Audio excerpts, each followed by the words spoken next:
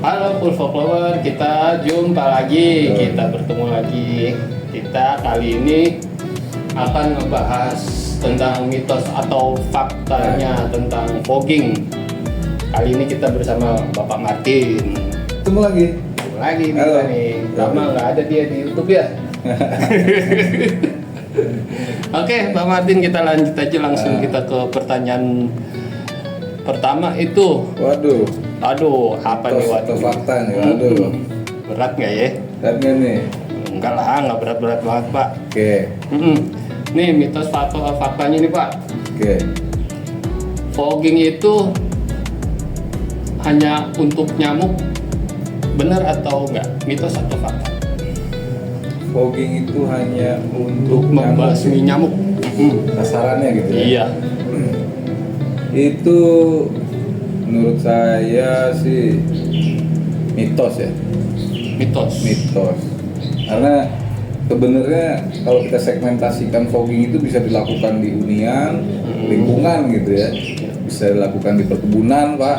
Bisa dilakukan di industri atau perkantoran, rumah sakit, banyak segmentasinya. Tapi kalau hanya untuk nyamuk spesifik mungkin kalau ke hunian gitu mungkin ya.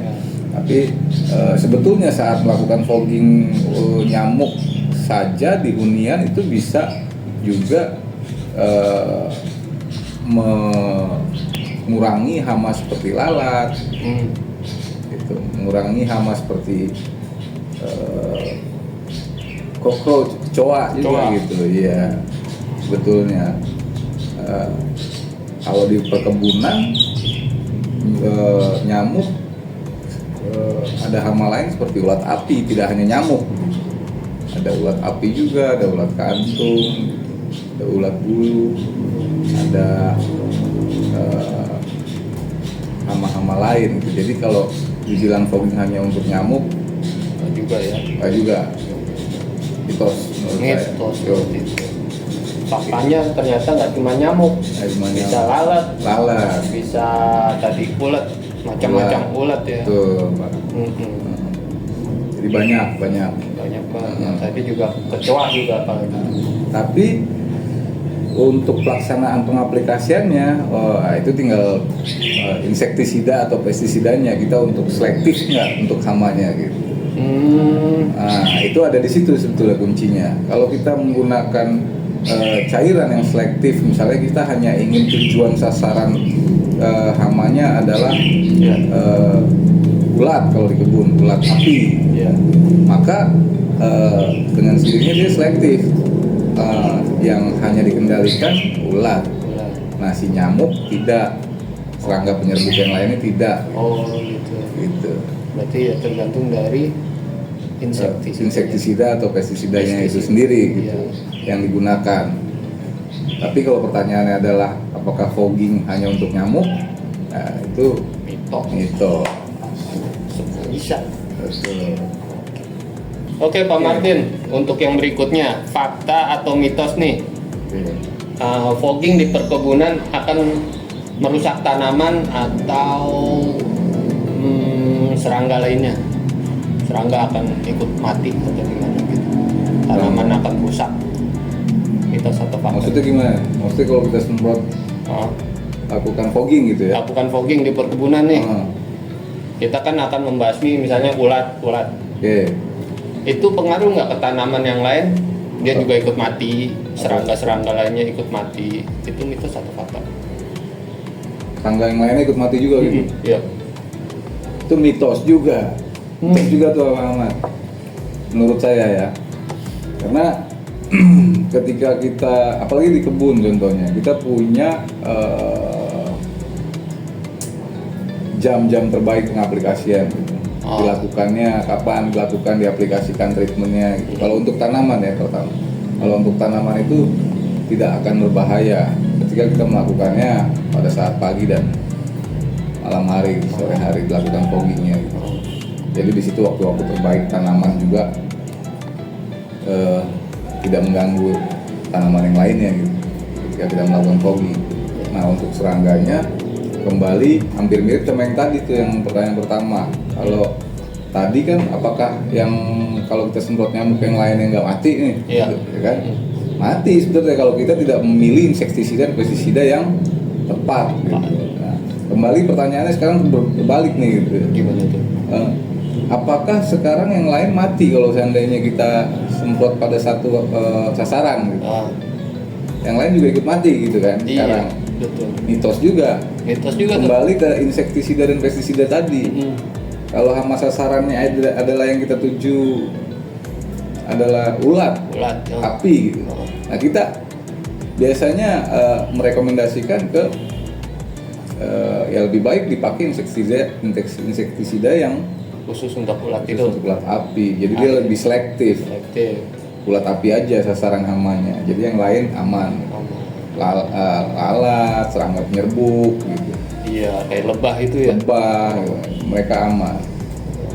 Gitu. Jadi yang akan diseleksi, yang akan mati adalah si ulat api.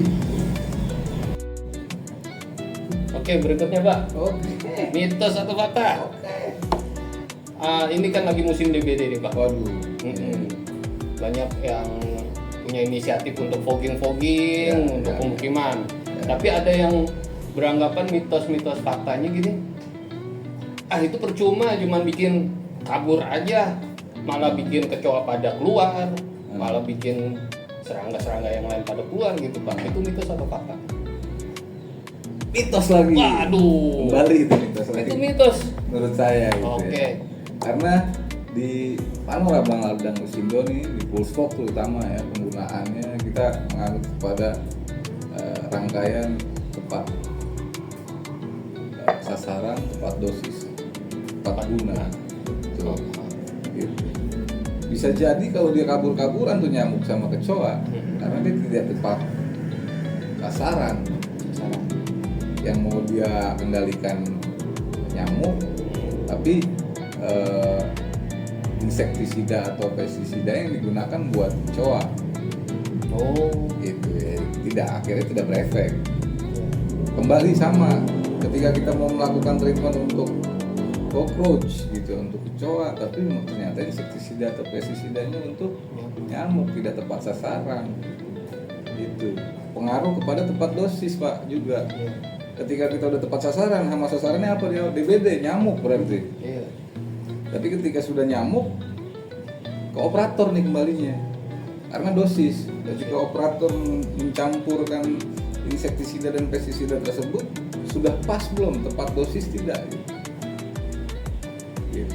Karena dia over, lebih bisa imun, gitu ya, bisa kebal, kurang, dia tidak efektif. Jadi memang betul harus tepat dosis. Maka saat pencampuran operator diharapkan menggunakan gelas ukur. Itu kenapa harus ada gelas ukur gitu. Jadi berkaitan, begitu sudah tepat sasaran maka akan tepat dosis rangkaiannya yang dianjurkan. Ketika sudah tepat dosis pasti tepat guna. Betul. Jadi menurut saya itu mitos. Karena fogging itu tepat guna jika sudah dilakukan tepat sasaran, tepat dosis, tepat guna. Jadi semua itu tergantung dari operator. Salah satunya ya. Kembali ke operator di lapangan. Salah duanya ya tadi, insektisida dan pestisida tadi. Kebalik dia. Jika dia salah menggunakan insektisida itu, ya. Harusnya buat apa dia buat apa? Itu tidak tepat juga.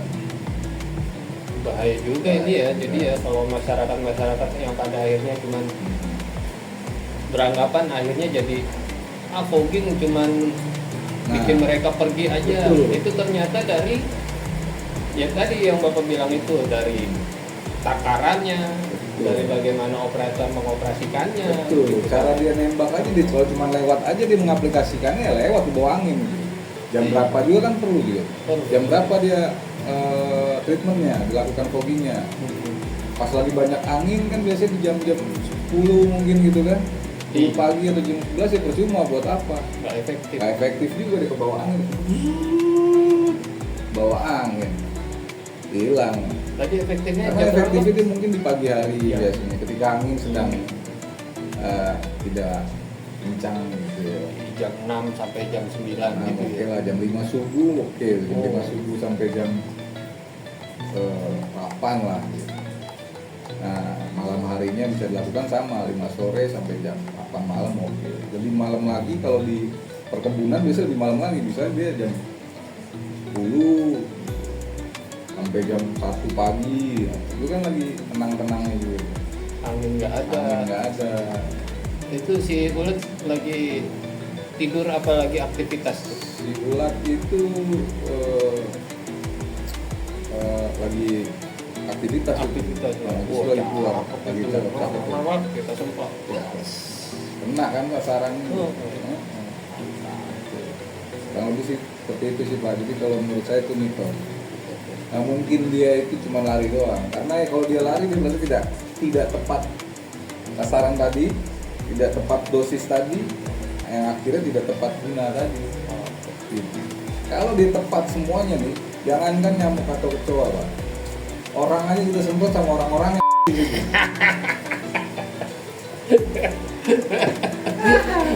Serem banget dong gitu. Iya makanya. Ya, oke, Bang Oke. Martin. Apalagi nih Bang Mus? Pertanyaan selanjutnya, Selanjutnya. mitos atau fakta? Waktu kita pengaplikasian fogging, pengasapan di perkebunan, di pemukiman, kita harus menggunakan APD, alat pelindung diri dengan lengkap. Mitos atau fakta itu, Pak?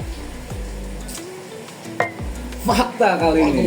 Fakta Kali ini fakta nih. Mitos, fakta. Fakta. Kenapa? Nah, itu tuh. Karena melindungi kita dari malah bahaya yang terjadi yang tidak terduga di areanya kan banyak nih, ada yang di lingkungan hunian, Kemudian, ada yang di perkebunan melakukan aplikasi foggingnya, ada yang di industri, ada yang di perkantoran. Nah, ini berbeda-beda juga APD-nya. Ada yang di hunian nih Pak Ahmad, dia dengan di safety shoes-nya aja berbeda. Ada yang kalau di rumah kan dia cukup dengan yang sepatu biasa aja bisa lah, sepatu apa, boots biasa lah gitu. Tapi mungkin kalau di industri dia harus ada yang besinya, safety shoes-nya. Industri kayak di pabrik. Oh, iya. Kalau melakukan aplikasi fogging di perkebunan, nah dia nggak cocok lagi juga pakai yang Safety shoes itu. safety shoes yang ada besinya. Mungkin dia yang lebih cocok yang agak karet. Oh, iya sih. Iya, nah itu beda-beda. Bedanya lebih beda ya. Betul. bedanya. Ini melindungi dia dari kakinya kan, dari kejatuhan mesin fogging yang dia pegang aja bisa terjadi. Gitu. Hand glove gitu, dari panasnya mesin kan bisa terjadi juga. Hand glove tadi. Sarung tangan.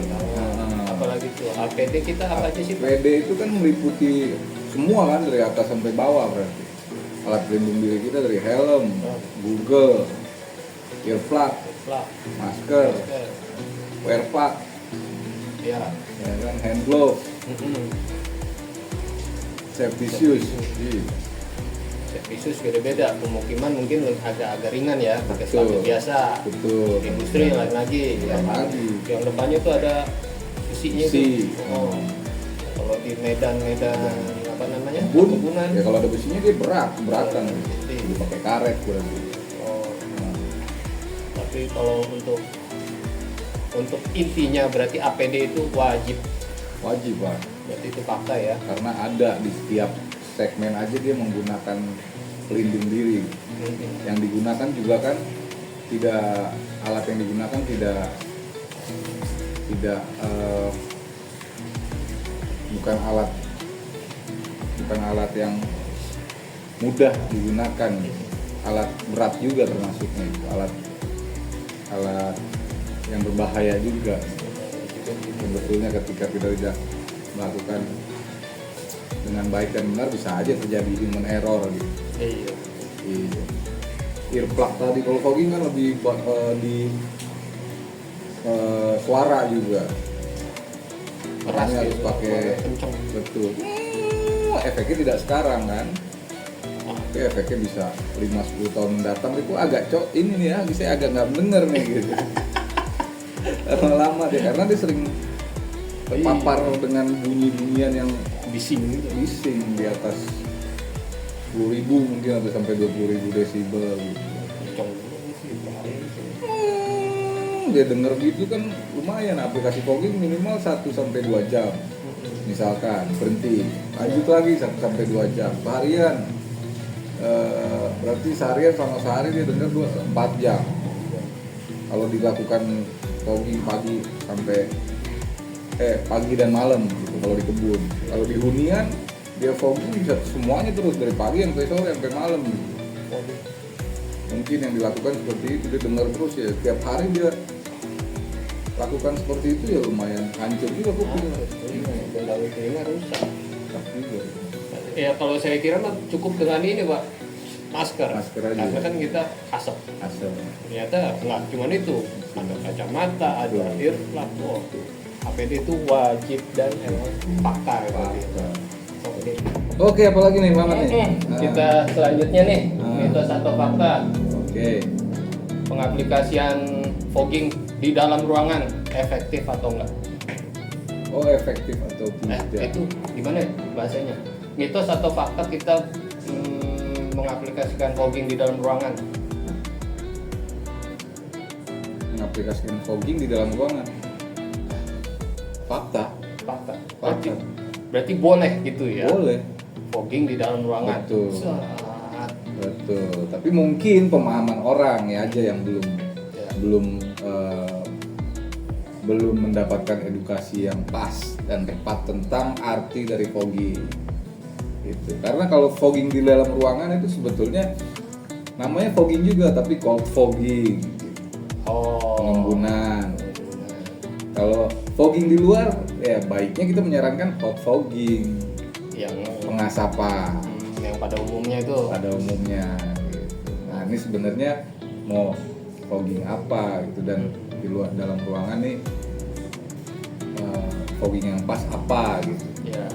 Nah kita akan bantu arahkan bahwa sebetulnya untuk di dalam ruangan lebih baik menggunakan fogging cold fog, gitu. Misting. Dengan metode pengaplikasiannya kita semprot dari atas ke bawah dia, Iya. Turun. Kayak embun. Gitu. kayak embun jatuh gitu. Jatuh pelan-pelan. Kalau asap kan kita harus dari bawah, tembaknya ke bawah dulu, maka dia akan naik ke atas. Gitu. Berarti ya mitos ya atau Fakta. Fakta. Boleh kita di dalam ruangan. Efektif tergantung tepat dosis tadi, tepat sasaran, tepat dosis yang tepat guna. tepat guna. Kayak tadi ternyata ada 2 jenis. Kalau di dalam kita pakai cold fog. Cold fog, Di alatnya juga harus tepat kan, berarti Oh. alat yang kita pakai apa nih gitu. Iya. Nah yang di dalam kita pakai buat si hot fogging, asap ya kan nggak tepat gitu, nggak tidak tepat guna gitu. Iya. Salah juga. Salah juga. Nah, jadi ada pengaruh di tepat gunanya itu, di tepat alatnya itu tadi. Paham. Gitu. Fakta ya. Eh. Oke, cukup kali ini pembahasan tentang mitos atau fakta. Cukup singkat dan padat dan jelas ya.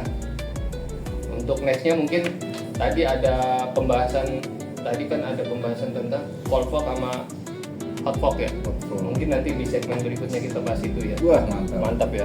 Oke, thank you untuk kali ini.